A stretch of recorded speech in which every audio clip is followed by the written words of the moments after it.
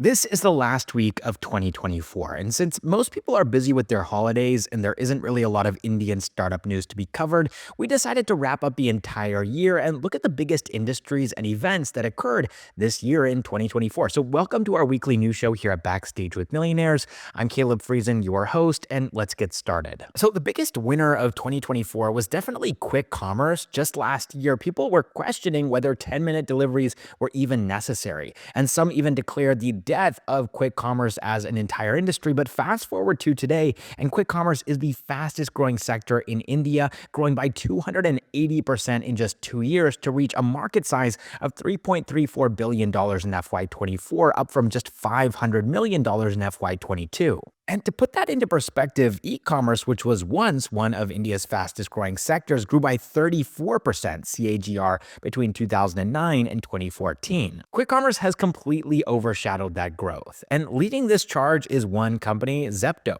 Before 2021 and before Zepto, quick deliveries meant between 60 and 90 minutes. 10-minute deliveries weren't really a thing in India, but today Zepto is thriving. In 2024, Zepto raised $1.35 billion, almost 10% of the total funds raised by Indian startups this year. But it's not just about the funding. Zepto's FY24 revenue was 4,454 crore rupees, more than the combined revenue of Blinkit and Swiggy Instamart. And Zepto didn't just grow fast, it forced everybody else to adapt. Flipkart, Tata, and even Amazon, a company that doesn't do quick commerce anywhere else in the world, started testing quick commerce in India because of Zepto. And Zepto is now pushing into quick food deliveries as well, with Zepto Cafe forcing Blinkit, Swiggy, and Ola and other companies to jump into the space as well. And so while some people did think that quick commerce wouldn't survive, it's now changing how businesses are being built in India.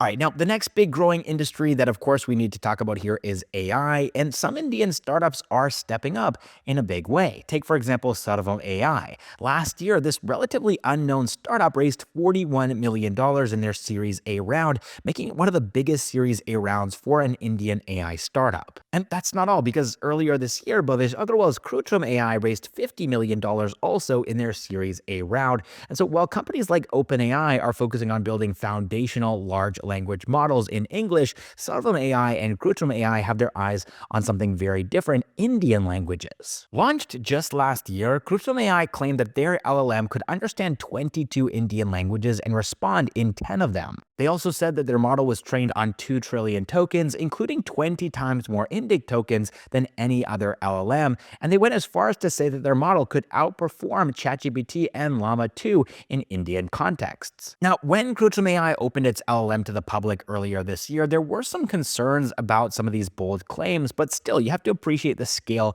of what they've achieved here. Building an entire foundational LLM for 10 Indian languages from scratch is a pretty big deal, even if it's not perfect. And then there's also Sarvam AI, which in 2023 launched OpenHathi, a Hindi language model based on Meta's Llama 2 7B. But earlier this year, they took it a step further, releasing an open source foundational model in 10 Indian languages, and they called this Sarvam 2B, which is a small language model trained on 4 trillion tokens, and it's already outperforming GPT-4o in speed and accuracy in those languages. But Sarvam isn't stopping there. They've also used Meta's Llama 8B model to develop an audio-based language model called Shuka 1.0. And so their strategy is pretty clear here. They want to fine-tune existing models, learn from them, and then eventually build their own foundational LLM from scratch. And both Sarvam and Krutrim are ambitious, especially when you consider their funding. They've raised just a fraction of what global giants like OpenAI or Anthropic have raised. And as a closing note here, it's worth noting that in 2024, there were 240 Indian startups working on GenAI, a 3.6x jump from just 60 startups in 2023.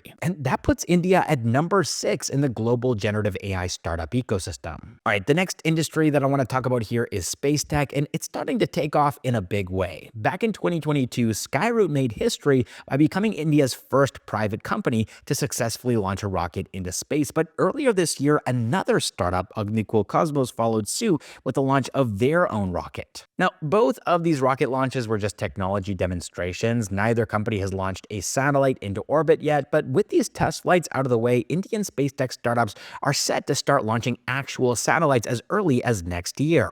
2024 has been a big year for India's space tech sector, and probably the biggest proof of that is Pixel, which is a company that isn't building rockets, but instead satellites. Pixel satellites are equipped with hyperspectral imaging technology, which allows them to capture images across the entire spectrum. This technology, along with Pixel's implementation of it, is so promising that NASA awarded Pixel a contract worth $476 million, along with 7 other companies, to help monitor Earth's changing climate in real time.